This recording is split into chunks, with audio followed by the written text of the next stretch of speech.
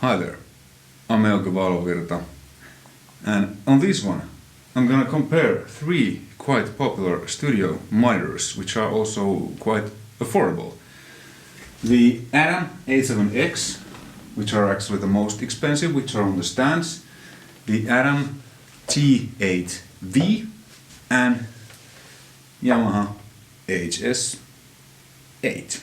How and why I'm doing this?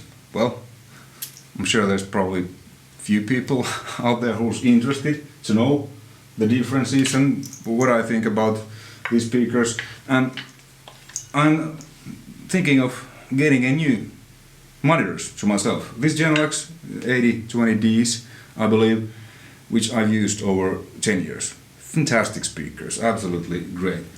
But they are just a tiny bit too small for this my current studio, and these go down to like 60 Hz.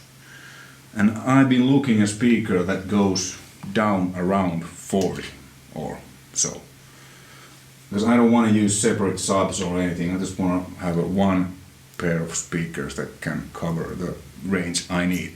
I'm doing mainly rock and metal, so there's nothing important really happening below 40, 35. I'm basically always cutting those off anyway when I mix, just to get rid of the like mud and stuff. How I'm doing this? I'm gonna use Sonarworks reference system and the reference mic. I did a video about the system and this microphone. I'll link there and in the description if you're interested to know. But this really does wonders. It calibrates the speakers to this room, in my case, by measuring all kinds of things. First, I'm gonna start with the A7X's. I'm gonna measure them now, then I'm gonna listen, analyze a bit, tell what I think, and then I will do the same procedure to all of these. And then the ones I like the most, those ones I will keep. Alright, A7X's are measured. And here's the curve. This is how your speakers sound. For neutral studio sound, the curve should be flat. So what we have here is quite a lot of bump around 107 Hz, and a little bit at 65, and on 540 Hz there's a bit of a dip. I have a song that we'll be working with Saira. It's a pre-production song. There's no vocals. It's a song I actually used on the video that I did about the Sonarworks reference system. So I'm recording the audio now. There's a Rode condenser microphone on top of the camera, so you'll be a little bit behind me where I normally sit, and so now you hear the room and stuff like I'm hearing it. Obviously the microphone is picking up the signal differently than what I hear, but anyway. So let's listen to the song. Now the calibration is on.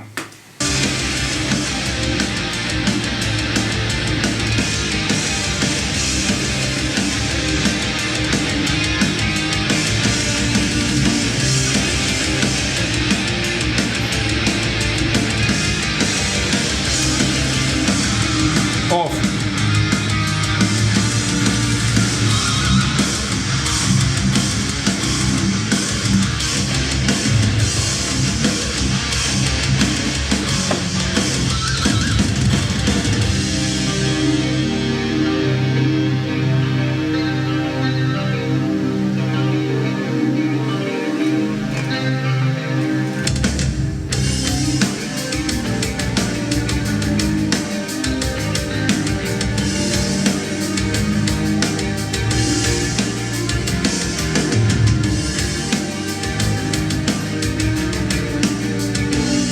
As you heard, the calibration is really important. Even a good speakers, I think these are around $1,000 per pair.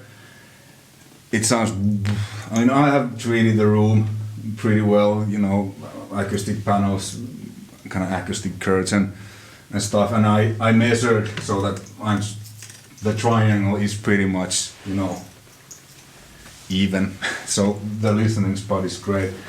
And this has the kind of the woofers facing in front of me. When I listened them behind the speakers, there was nothing. It was actually really cool. So with these speakers, I believe it doesn't matter that much how close they are to the wall or how far away. I have there probably a, I don't know, 1 meter, and yeah, I like it. I mean, without the calibration, it was just it's with always. So room calibration, it's really important, because otherwise, even the good speakers, you don't get, it just doesn't work. Now I feel that I hear more what happens on the low end. These, at least so far, they sound like neutral. As you can see from the curve picture there, the bump at around 100, now it's been reduced, and it's pretty much flat from all the way, whatever the kilohertz it was. It's pretty flat, almost 200 hertz. And then there's a little bit of that. But these go like pretty solidly to around 40 hertz. And then let's check out another Adams, which they have an 8 each, this bigger speaker. So these go, I think it was like 33 hertz. These are a little bit cheaper than these A7X ones. Let's see how these sound. Alright, calibration of the Adam T8V is done, and as you can see, these have a lot more low end. There's information, well, pretty much there's peak at 42, and then it goes like to 35, 33, like the specs said.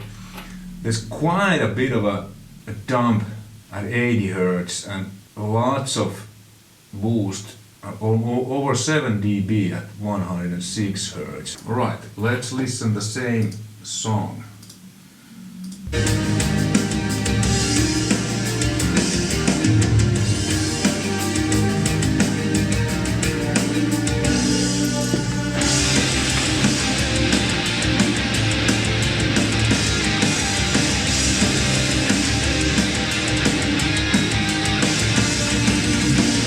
Without calibration.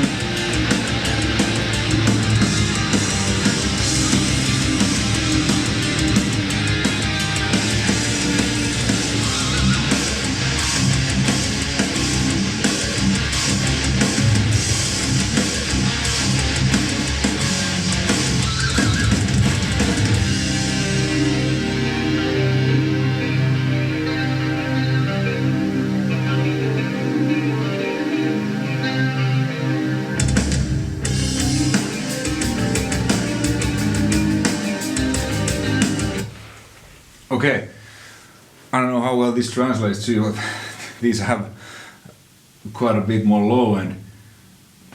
And from the frequency curve, it's pretty much flat around 100, like the A7X is, but now with the calibration, the frequency curve it's pretty similar, but these go lower.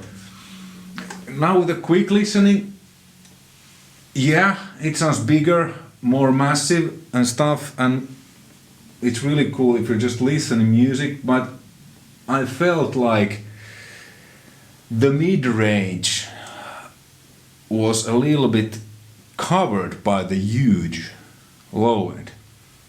That could also be the fault of my mix, but anyway, lots of lows. The highs, I mean, these have the same, like the high, whatever that's called, treble speaker, high frequency speaker. But I felt like it was a bit more clearer with the A7Xs. So far, the A7Xs are the best for what I'm looking for, a flat frequency that I can hear everything, especially the mid-range and yes, the low end, but I feel that these puts up so much lower that it's kind of masking the mids a little bit. Because you probably know mids are really important because where people usually listen to music, you know, laptops, earbuds, in shops, restaurants, whatever. And the important thing, at least in my opinion, that the mix should sound really good when the extra lows and the really high highs are taken off. But obviously, when I'm mixing, I want to hear those too, because if and when the music is being played with like system similar like this, I don't want it to sound like too much. So that's the tricky thing. What I'm looking for a speaker that I can really reveals what's going on. And with these ones, I felt that the high end, the top, and the mids, they weren't as clear to me as they were with the A7Xs. Then let's switch to the Yamaha HS8s, which are kinda in the same ballpark than NS10s. But the NS10s, you know, the classic white cone, that's really mid-focused speakers, and in good and bad. So if your mix sounds good with those, it will probably sound good with whatever system. But again, they don't have that much lower, so then it could sound, you know, you kind of need to have separate speakers that go lower than the NS10s, and I guess these HS8s are kind of Yamaha's, you know, answer to that. That yeah, the mid-range should be very revealing, and the highs, but also the low ones. So I'm gonna check these Yamahas next, and let's see what do I think about them. Yamahas have been measured, and what we see here, there's a bump at 110 Hz, like 7.7 dB, around 66 Hz, 50 and 38, and then something around low mids like 177 to 200, and then around 370 Hz and 1.2 K. The high end is pretty solid. All right, let's listen the same song.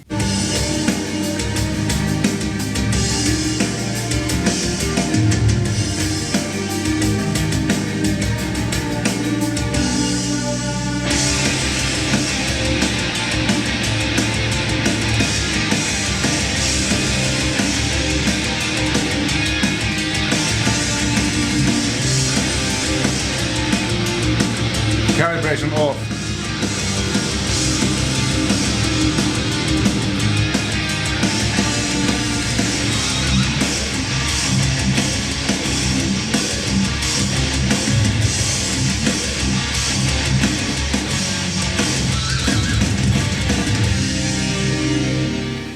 Okay, I like this a lot.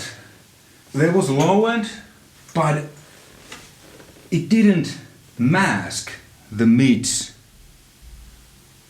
as much as the Adam, the T8Vs did, and this is really solid. The curve is like really flat, like on those Adams too, but it's a bit flatter on the low end than what it was on the Adams. So that's why I think it was more like consistent, so it didn't mask the mids. This shortly, listening all three speakers, I think I prefer these the most. But what I'm gonna do next, I'm gonna listen to some my favorite albums, some Metallica, Mötley Crüe, and some newer stuff. Band called Moonshot, Finnish band, absolutely fantastic. They just released their new album. There's a Henkka from Children of Bodom, and then the two guys from Disco Ensemble, and the band doesn't exist anymore. And the vocalist is fantastic. He was Ville Malja from Lapco. Check that band out. Man, the album is great. I'm gonna pass the Adam T8Vs now already. Now it's between the A7Xs and the Yamaha HS8. HS8. Now I'm gonna listen and then a few days and mix some stuff and so on. So we'll see in a couple of seconds, but to me this will take a couple of days. 2 days has passed, but only a few seconds to you. As you can see, I have chosen the Yamaha HS8.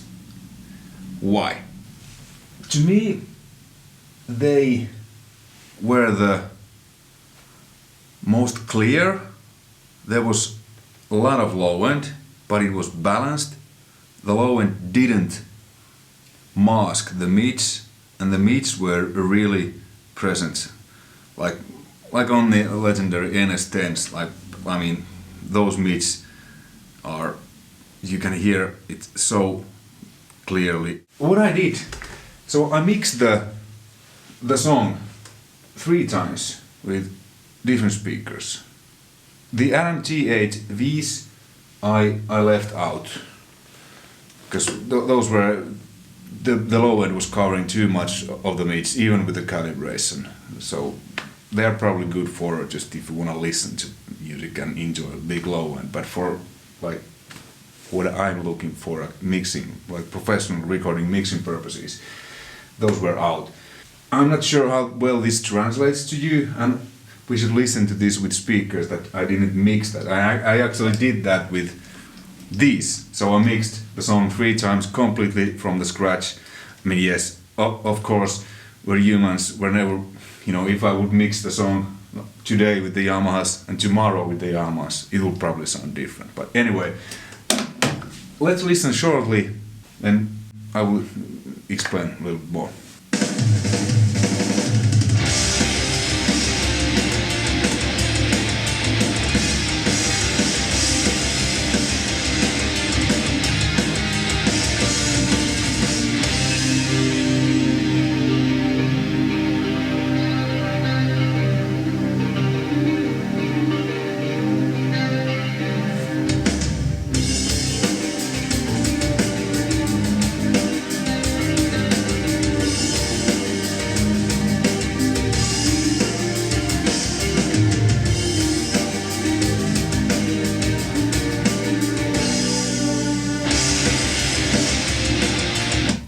Okay, so that was the mix I did with the Yamahas. Now the mix I did with the A7Xs.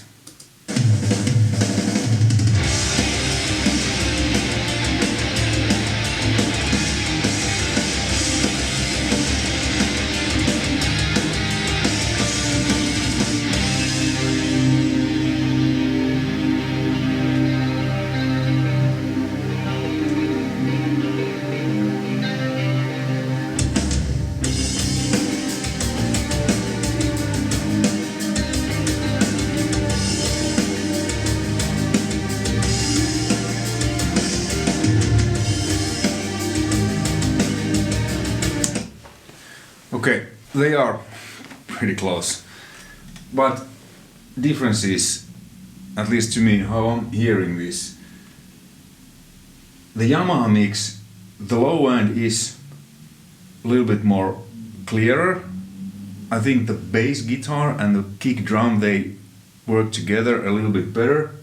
On the A7 mix, actually the bass is quite a bit louder, or at least it's a little bit more like that. The toms were on the Yamaha a little bit more, well, in general, I think the Yamaha mix sounded a bit clearer to me. Because, like I said, the mids are really, it's very revealing speaker. So, in good and bad, but it really, I think, at least in my case, it made my mix to sound a little bit more open and more balanced. There was a low end, but it wasn't like, it was really like, it just worked, and it worked really well with these two. So yeah, and the toms, and then this is the mix I did like a few weeks ago with the Genelex. Let's just listen to that briefly.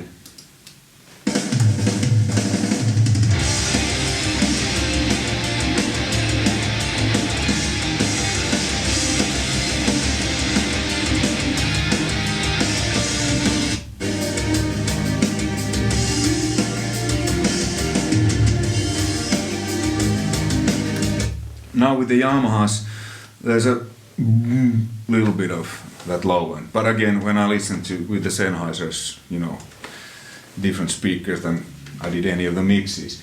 Why I chose the Yamahas?